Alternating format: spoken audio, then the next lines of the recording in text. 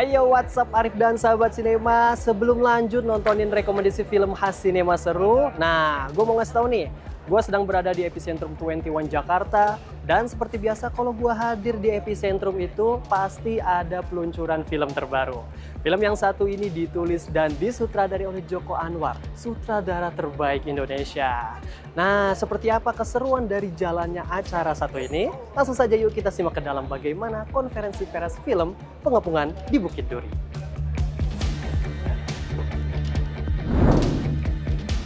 COMNC Pictures bersama Amazon MGM Studios menggelar press screening film Pengepungan di Bukit Duri pada Kamis 10 April 2025 di Epicentrum 21 Jakarta. Acara ini dihadiri oleh seluruh pemeran dan kru yang terlibat seperti Joko Anwar, Morgan Oey, Omara Esteglal, dan beberapa pemeran lainnya. Membawa tema tentang dunia pendidikan di Indonesia, film ini berlatar pada tahun 2027, di mana Indonesia digambarkan sedang berada di ambang kehancuran akibat diskriminasi dan kebencian sosial yang meluas. Usai pemutaran film, pemenang sutradara terbaik Festival Film Indonesia 2020 ini mengungkapkan bahwa cerita film Pengepungan di Bukit Duri sudah ada sejak tahun 2007. Namun Joko Anwar merasa film ini baru bisa diwujudkan di tahun ini dengan plot yang lebih matang dan relevan. Tapi kita semua berharap ketika membaca skripnya, kita berharap kayaknya nanti mudah-mudahan tahun depan udah nggak relevan lagi ya, karena mungkin Indonesia akan menjadi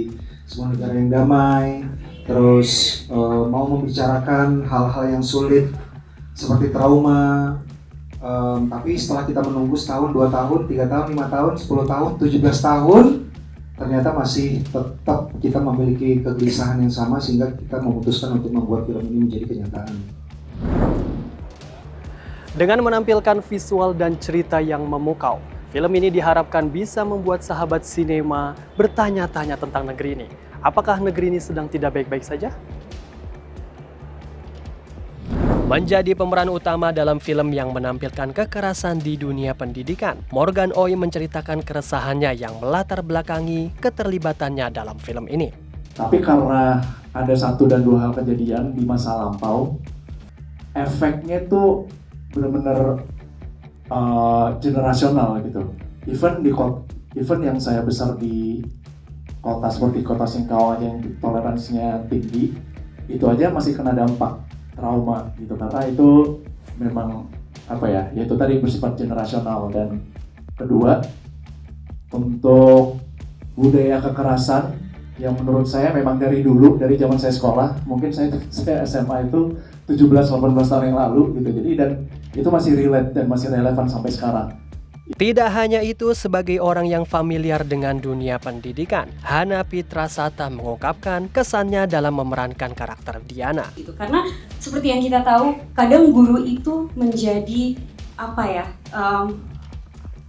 menjadi yang mungkin bisa dikatakan kambing hitam ketika terjadinya kesalahan dalam sistem pendidikan gitu. Padahal sebenarnya mereka itu mungkin sebenarnya salah satu pihak yang sebenarnya ingin sekali memperbaiki, ingin menolong, tetapi terbatas dengan sistem yang ada gitu. Jadi seperti yang kalian lihat juga di film ini, seperti apa yang terjadi di film ini juga sebenarnya terjadi gitu.